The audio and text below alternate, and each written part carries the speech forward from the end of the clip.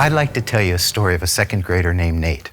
At the beginning of the school year, Nate's teacher decided that she'd let each student feed the gerbil for 1 week during the school year. Not just the smart kids, not just the good kids, all the kids in the class.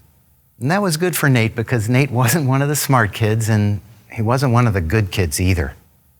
Well, it came Nate's time to feed the gerbils and he was excited, and on Monday he fed the gerbils and the teacher noticed that he hadn't also watered the gerbil, and so on Tuesday she taught him that you need to give the gerbil food as well as water. Well, Nate learned that skill and he fed and watered the gerbil every day for the rest of the week. And at the end of the week, the teacher noticed that the gerbil was running around in the cage and pretty healthy and happy, and she said, "Class, Nate fed our gerbil this week. And look at the gerbil, how healthy and happy it is. Let's all give Nate a round of applause for keeping our gerbil healthy and happy." And the class clapped for Nate and cheered for Nate, and Nate felt pretty good after that. He liked that class and he liked his teacher and he felt pretty good about school right then. And do you think Nate did his homework that weekend when his teacher assigned him reading homework? You bet he did. That story is an example of what long-term studies have shown us about protective factors. Protective factors increase the probability of healthy behaviors and success among young people. Now, some of these protective factors are things that young people are born with, like a resilient temperament. Some are skills for social interaction or for self-control that children can learn. And other protective factors are things that adults in the community can do in their day-to-day interactions to promote protection among young people. We've organized the protective factors into a strategy for action that we call the social development strategy. The social development strategy is as simple as 5 fingers on one hand.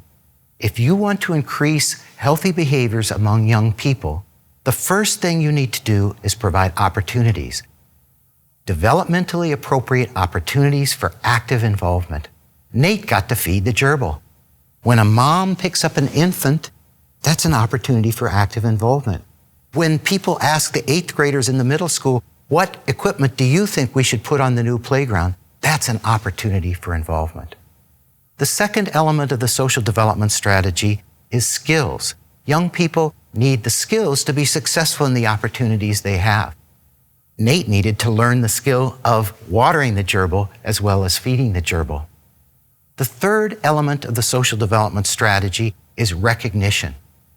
Providing recognition to young people for improvement, for effort, and for achievement.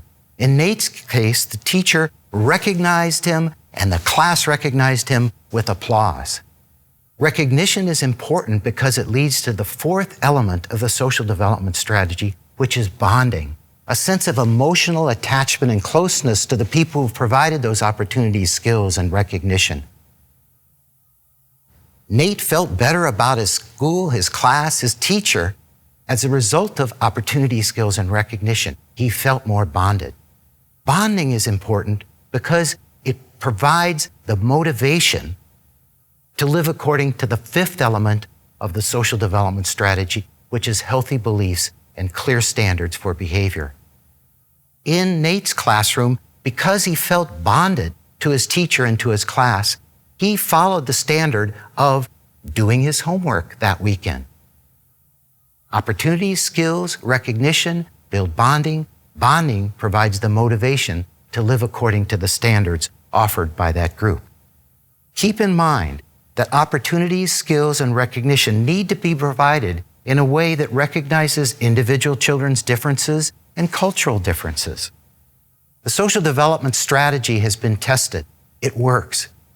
When teachers and parents during the elementary grades apply it to young people's lives, we find that years later they're more academically successful in school, they are doing better economically, and they have less heavy alcohol use, less violence, fewer of them have been pregnant as teenagers, and they have fewer mental health problems well into their 20s, years after they experienced the social development strategy. So how can you use the social development strategy to make positive changes for the kids in your community? Well, first, Use it in your daily interactions with young people, with your own children, with the children in your neighborhood, with the kids in your class, with the people who work for you. Second, teach other people in the community to use the social development strategy to provide opportunity, skills, and recognition. Teach your partner when you go home tonight the social development strategy, those 5 elements. If more people in your community provide opportunities, skills, and recognition for young people, more young people will feel bonded to your community and live according to its standards for behavior.